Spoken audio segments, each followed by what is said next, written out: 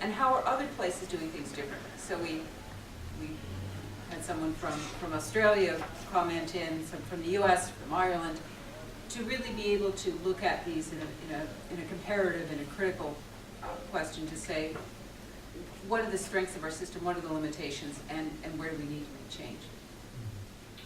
And are you involved at all in discussions with either Revenue Canada or political decision makers on these issues? Or is it mainly within the program? Part of what we need and want to do is to animate those discussions. You probably know of some of the work that the Mutar Foundation does in these kinds of conversations, but there's a whole variety of other ways in which we need to engage those conversations. So we welcome taking them forward. Being based in Ottawa has a certain advantage in that regard. Ricky, were you involved in these discussions? Were you involved at any time in these discussions? Yes.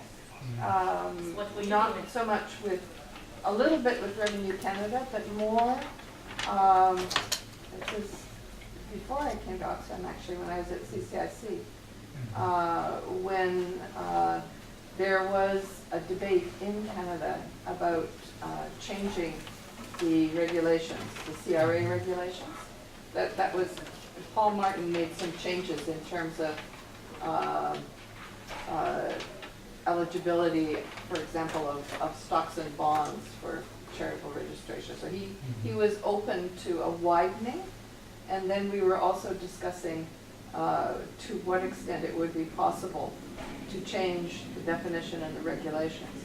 And we did some research at that time around work that was going on particularly in Great Britain, around the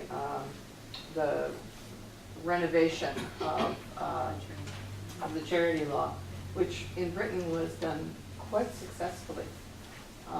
And here in Canada, I think the international charities there were some that were interested, and CCIC put some time and effort into it, but the domestic charitable sector at that point was not so concerned. I think since that time, probably a few of the foundations have become more interested.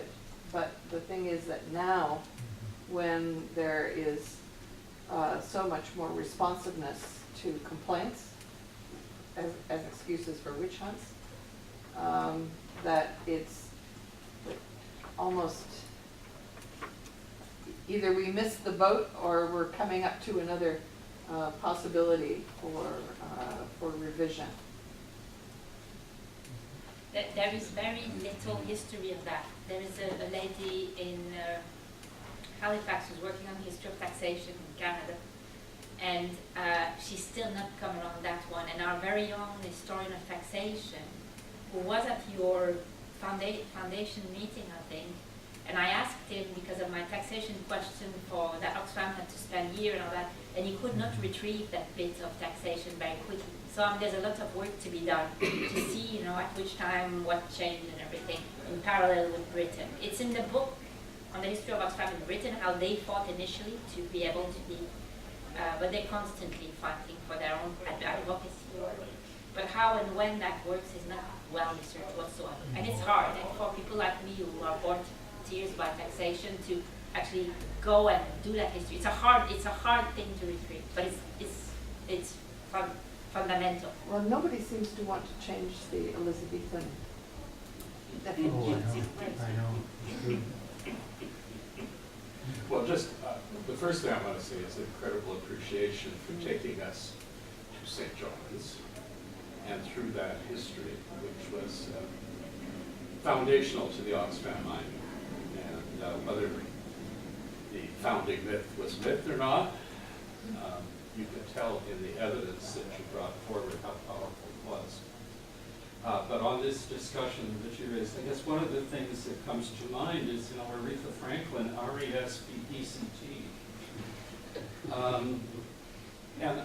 And not so much on the taxation side, but I mean, at Oxfam and on the board of CCIC, going through the whole voluntary sector initiative under the Chrétien government, Yes.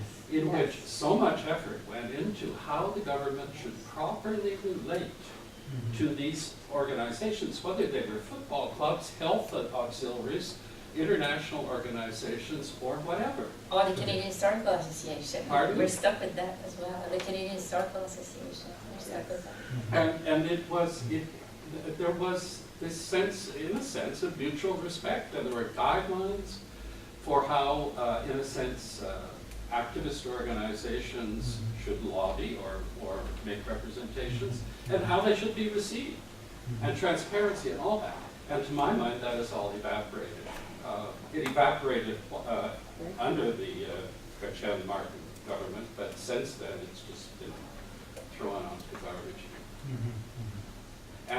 And also, of course, the language that is being used now is it's like Back to the Future, future to the past. It's Thatcherite, purely and simply. And Oxfam UK went through all that 30 years ago. So, yeah. In Australia since, and so on. John used to be director of Oxfam too, and you're a historian now. So there's a future for history when people retire. We were on the same panel on He's not a new Latin historian, his PhD's in history, so he's Yeah. an old historian. Old historian, who's back in enjoying- history. Slightly Anyway, he's doing renovated. a lot of archival work on the Exactly. Right. Canadian Conference of Churches, and it's very interesting to do. Yeah, Lawrence Cumming, another of the aforementioned Gang of Four.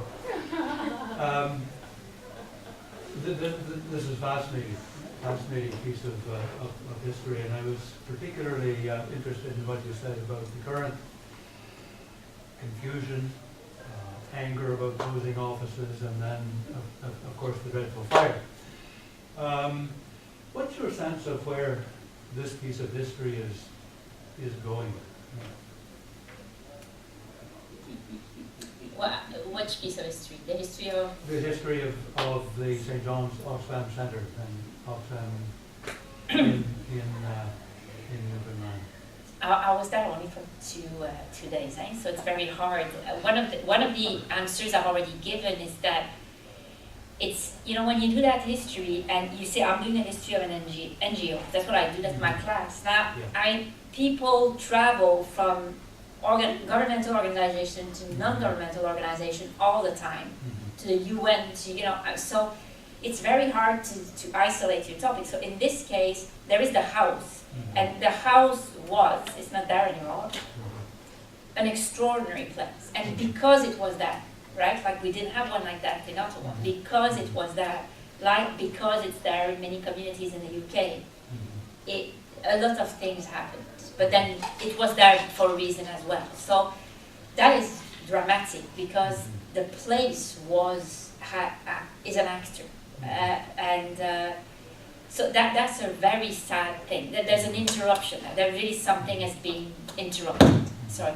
It was waning. It might or might not have closed, but it might have been reassigned, right? Like the bottom part was reassigned. It might have been recreated. Now it's going to be hard, right? This is prime gentrification, downtown land. Where do you put that thing again? Like in Ottawa, we've got, the blind people thing, which was right in the middle, is now way too far for blind people to go to. It's the same extraordinary thing that happens to these old charities.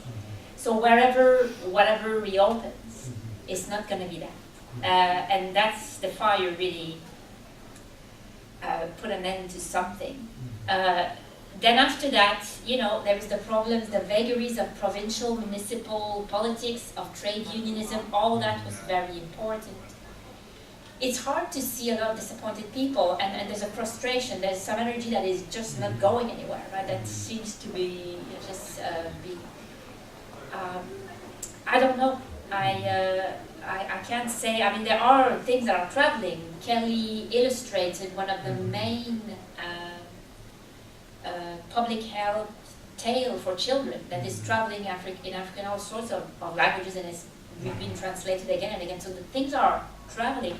I think methods are being reappropriated. I think that there are many articles now on the web and charities on the web and all that, and some of the imaginative campaigns are being reconverted, like the tag campaign and all that, which came from a very local experiment. But the problem is that these local experiments don't exist anymore, then you don't feel that. The other thing which is striking, and I speak like an Ottoman as well, is that house fostered long-term commitment. And as you all know, voluntary activity now tends to be much more short-term.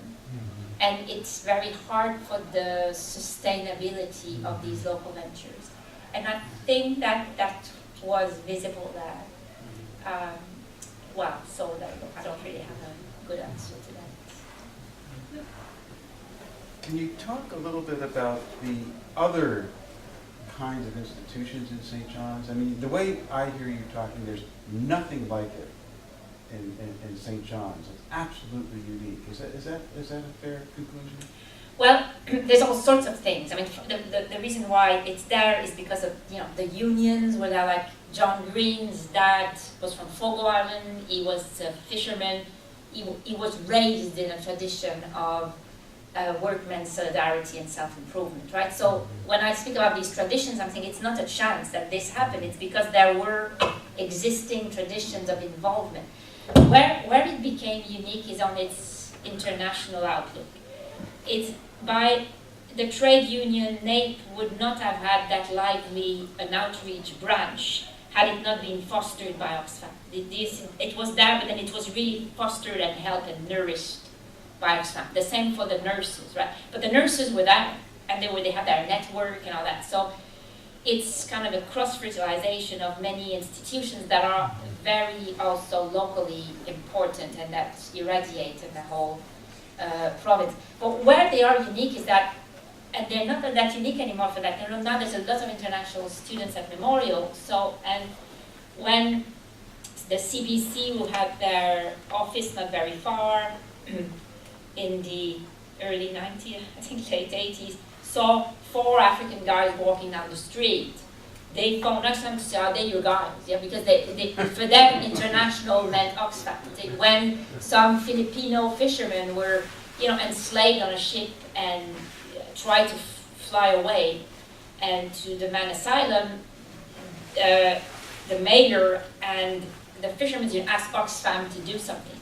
So they were very quickly the place to go to when the churches wanted to do something, when the teachers wanted to do something. So, but now there is more international education in schools, so these skits are not as useful. So, there is a clear central role, I think, and for the anti-poverty thing. But now there's the internet, the phone and the postal box, which were crucial to that place, are not as important. Are the churches at all important? Sorry? Are the churches, in terms of international work, important in St. John's? Well, what Lorraine was doing and what the Sisters of Presentation were doing was, at their own momentum. Otherwise, I don't know enough about it. I know that because of this, the church's energies and all that were in total disrepute because of the scandals of sexual abuse, and that gave a real blow to any kind of church, anything, for years, right? It was very, very difficult, the whole community. Hi, my name is Erin. I used to be Oxfam's regional youth liaison for Newfoundland and Labrador. Oh, so wow. First I want to thank you for this presentation. It was fascinating to hear the stories behind these posters that I would see every Wednesday when I went to visit Bill and Linda, who were incredible influences on my life and leadership. And so I just wanted to add a few comments, especially in response to the last 2 questions. So first, with regards to, I think there's a really important contextual piece also about how Newfoundland has changed over this time and how that's informed the history of Oxfam in Newfoundland. My mother grew up with 6 kids sharing a bed, heads and feet alternating. I grew up in a very well-to-do suburb of St. John's, And it was in traveling to places like Nicaragua that I felt like I actually understood more of my mom's background. It actually resembled her childhood with subsistence agriculture more than my childhood did. And so while it's true that the solidarity movements shifted partially because obviously things happening in places like Central America had shifted, another big change is that in Newfoundland we went from being a place that was largely impoverished to a place where you see a lot of wealth and increasingly a significant amount of disparity, of course. But it's shifted so that the connection to the local isn't always as clear. Another big shift that's happened, I think, with particularly the public outreach in Newfoundland has been the student activism. So our campus, I used to be president of the Oxfam chapter. We're the longest running university chapter of all of the Oxfams. It's now in its 16th year.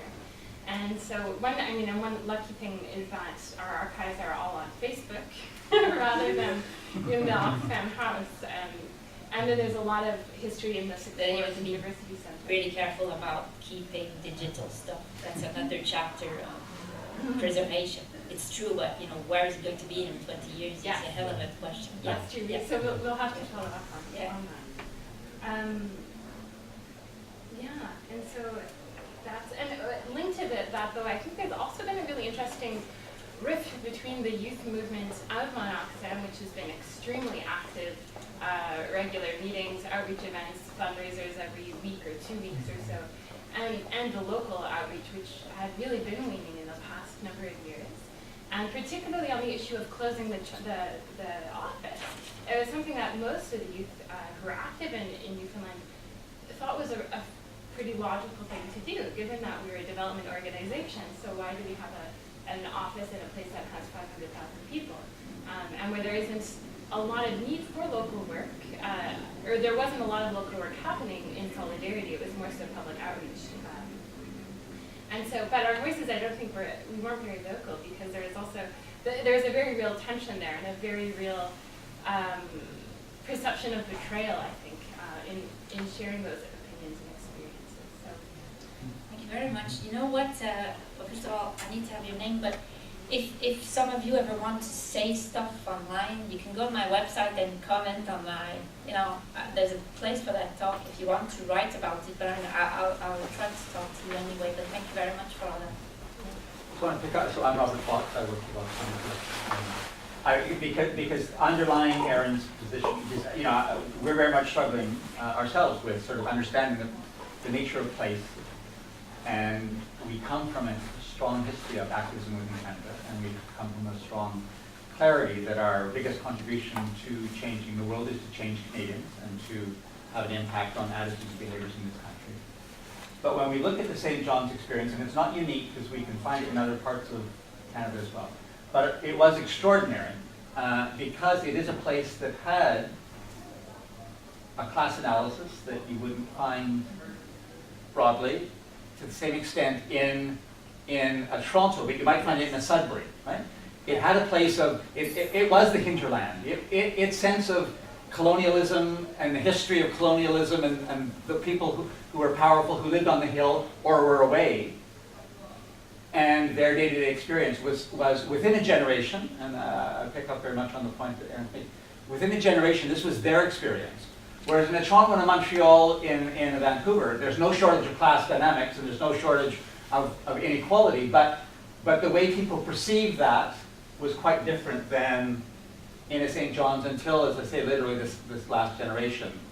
So those aha moments were so powerful and so palpable in the sense of the parallels that people could draw between their lived experience in their community and Toronto was the bad guy, or a pan-Canadian government was the bad guy, or the families, the Crosby families were the bad, there was a face and an edge to inequality that, as I say, you might find as well in a Kitimat or in a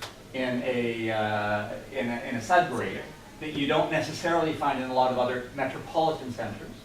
That I think was very, very much then the lived experience and gave such salience to so much of the international work that happened in St. John's. But there is also then this generational phenomenon where a 20-year-old in St. John's today has more in common with a 20-year-old in Vancouver than with a 60-year-old in St. John's.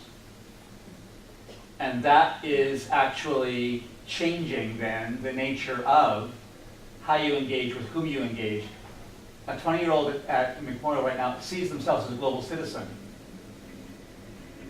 and their mother or their grandfather sees themselves as a St. Johner against the world.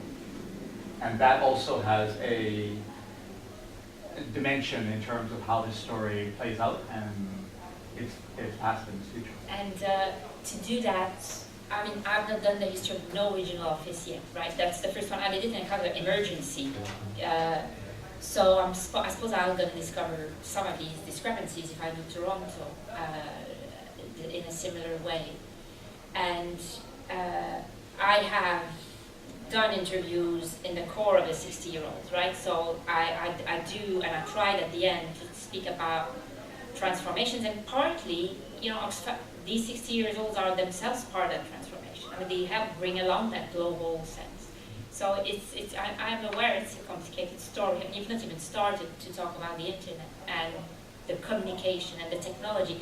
That's paramount in histories of NGOs, the technological landscape. Very important, because you rely so much on education and publicity that these changes can, you know, very much, you know, call for drastic transformations in new methods.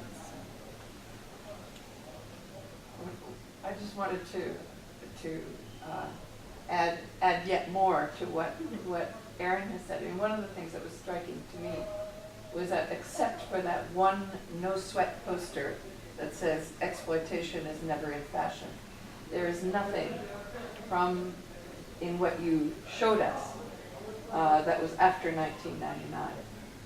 And in fact, when you look at the work that Oxfam in St. John, particularly Bill and Linda and the Munn Group did between 1999 and now, what is striking is their ability to do campaigning on a more sophisticated level, including using the internet, but particularly all the work that's done on the purchasing policies within universities, in which Munn and Bill played a very significant role, and that's reached across the country and has included municipal purchasing policies.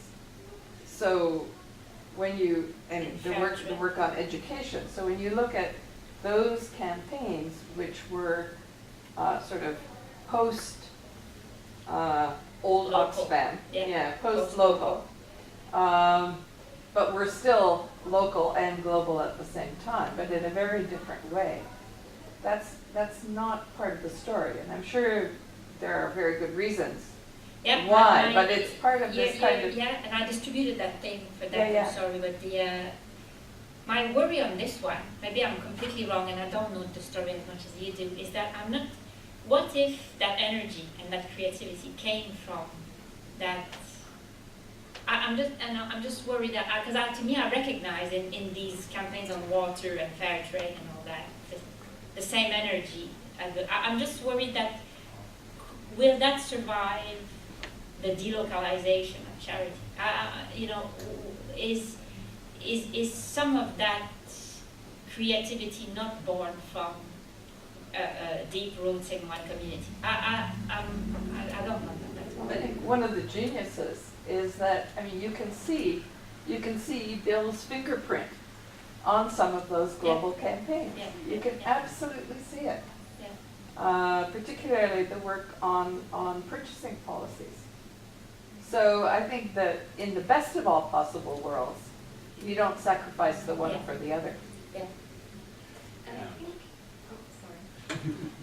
Just another footnote, which you didn't mention very much of, is the cultural connection. The fact that so many unique things came out of Oxfam and St. John's is closely related to Costco, Bizarre has, and Mary Walsh. And the madness of that creativity intermingled with the Oxfam staff and volunteers, and the loyalties were very strong.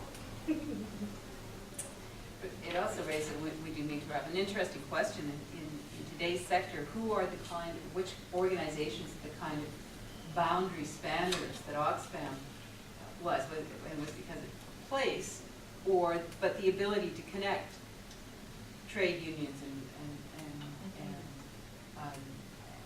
the women's movement and a whole variety of different movements, or have we become so very specialized by causes that it's now difficult to really connect all of those different pieces together in a different kind of solidarity, or a different kind of way of thinking about and bringing together. Dominique, again, I'm sure there may be people who want to hang around and have a chat. Thank you so much. Thanks to all of you for coming. As I say, part of what we're trying to do with the program is to have these kinds of conversations, to bring policymakers and others into them. And Dominique's also given us a new project, which is to really think about archives of small organizations. We were fortunate here at Carleton that when CPRN closed, we acquired their archives, which are now, those papers are now just finally being fully archived and will be available. But it's an important project to make sure that this history is involved. Again, thank you. And thank you to Elsa for documenting the project. For those of you who are interested, our next event is our first annual lecture, the TD lecture, in philanthropy. It's will be presented by Bradford Smith, who is president and CEO of the Foundation Center, based in New York, but he has extraordinary international experience. And then we have a panel of three executives of Canadian foundations reflecting on how his remarks might apply to the Canadian context. Barbara McGuinness from the Community Foundation of Ottawa, Sandy Houston from the Metcalf, who's also president of the Philanthropic Foundations of Canada, and Scott Mullen, who from TD Foundation. November 4th, same place. So, thank you.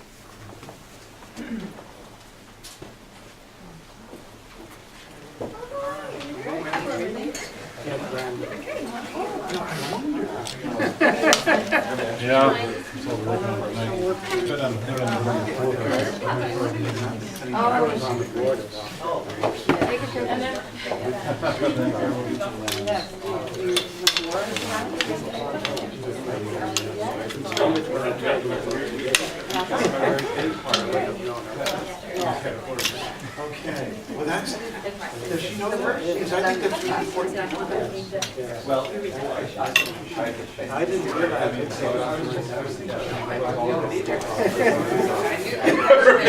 Big fight. They both have it.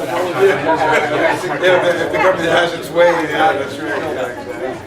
Exactly.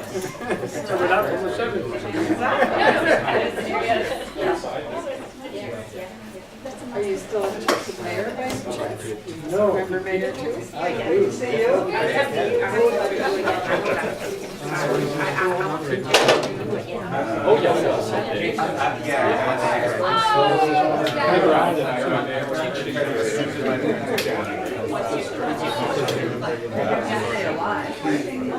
Yes, I was emotionally just now we're just so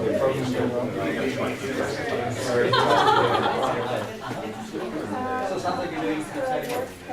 I was just asking Robert, my name's Lou Hour, and I was just telling Susan, I know years ago. No, I don't have any world digital I think the only board member from our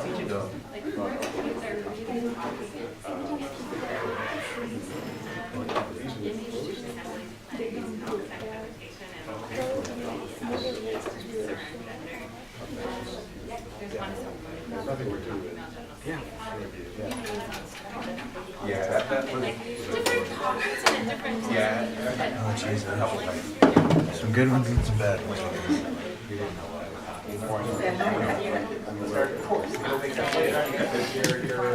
Everyone else is taking notes, seem to follow. No, sorry, I encourage you to do that. I was always reminded of that.